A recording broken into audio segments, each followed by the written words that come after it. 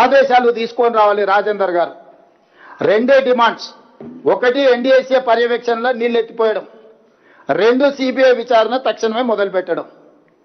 ఈ రెండింటికి సంపూర్ణంగా ఈటల రాజేందర్ గారికి ప్రభుత్వం సహకరిస్తుంది. అపాయింట్మెంట్ దొరకట్లేదు, అదే కదా. ఎవరిని అడిగినా వాళ్ళు అపాయింట్మెంట్ లేకుండా తప్పించుకొని తిరుగుతున్నారు. రేపు పార్లమెంట్ సమావేశాలలో ఇది పట్టుకుంటాము, సిబిఐ విచారణ ఎందుకు ఇది చేస్తలేరు. కేసీఆర్ కి పేరు వస్తారు, ఒకే కారణంతో మరమ్మతులు ఆలస్యం చేస్తారనే విమర్శ బీఆర్ఎస్ చేస్తుంది. కేసీఆర్ కు పేరు ఎక్కడిదిరా నాయన? కేసీఆర్ మొహం జల్లితే బయటకే వచ్చేటోడు కదా. కేసీఆర్ పేరు గురించి మీకంటే నాకంటే కేసీఆర్కి ఎక్కువ తెలుసు కదా, అందుకే మోహన్ చాటేసింది కదా. సూపర్ ఎల్నినో ఎఫెక్ట్ ఉంటుందని చెప్పేసి దాదాపు 8 నెలల నుంచి వెళ్ళి వాతావరణ శాఖ అధికారులు చెప్తూనే ఉన్నారు.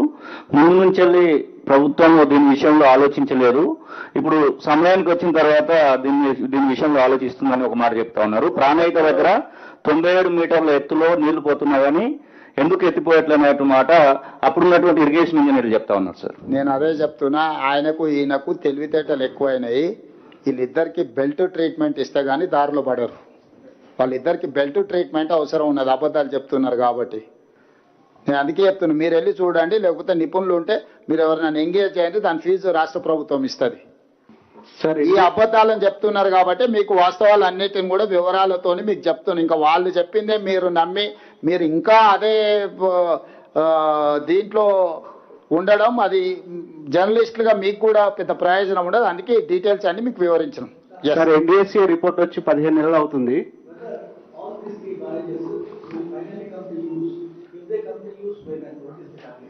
So I have to check with the NDSA people. They have appointed a committee on June 30th. Now these people have to say exact date and time. Chances are there. Rehabilitate. That is what we are trying to restore. That is why we appointed army people and experts, internationally renowned persons are involved in this process. So we are trying to restore. So we are trying our level best. So that is why we have appealed time and again. But don't make politics with these projects. Whatever happened, happened. Whatever looted, looted. They burn with lie and corrupt. They are looters and cheaters. This is what my official statement on KCR family.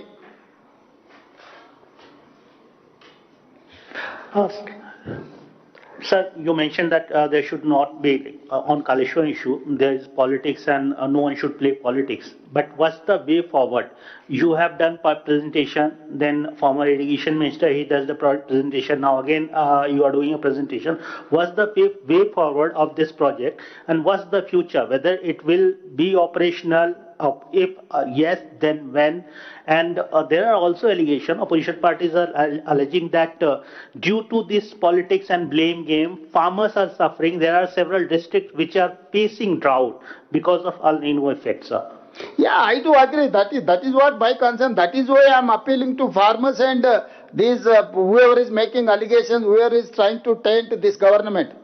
But this problem is very serious problem. We have to attend this problem through NDSA, not less than NDSA and CWC.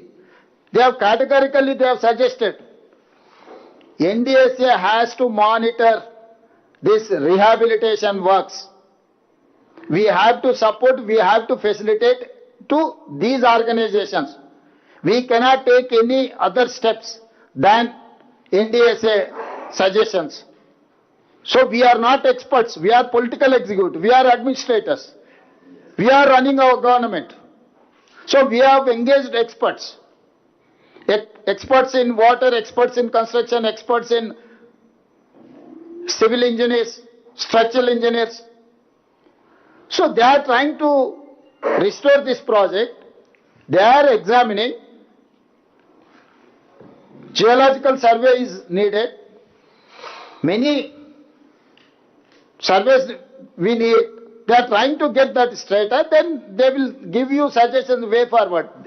Based on that we are, so for this month end, according to my minister's information, by August end we are going to get all these suggestions, information. Then I can tell something.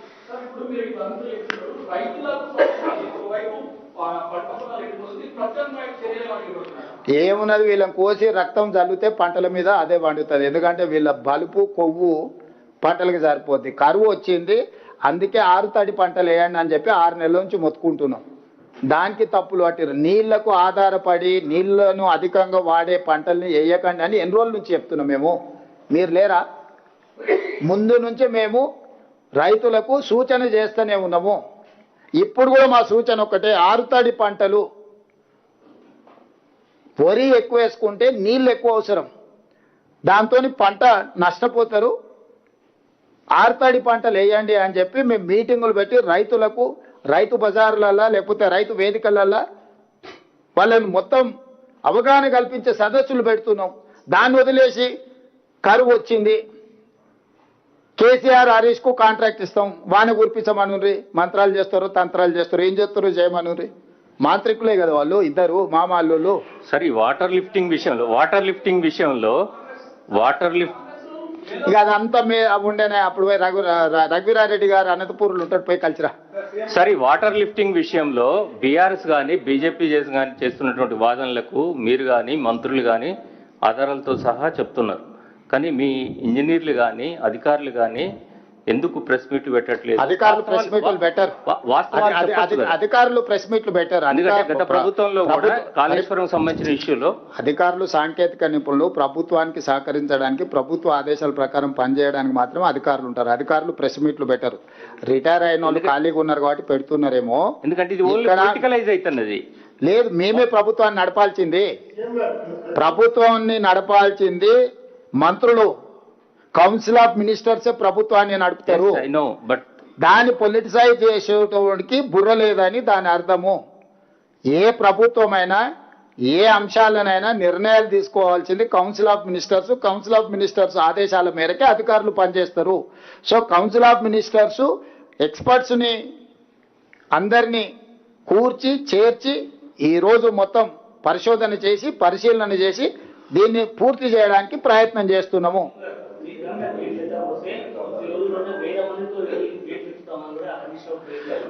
అందుకే చెప్తున్నా, ఎల్లమను, దాంట్లో దిగమను, దూకమను.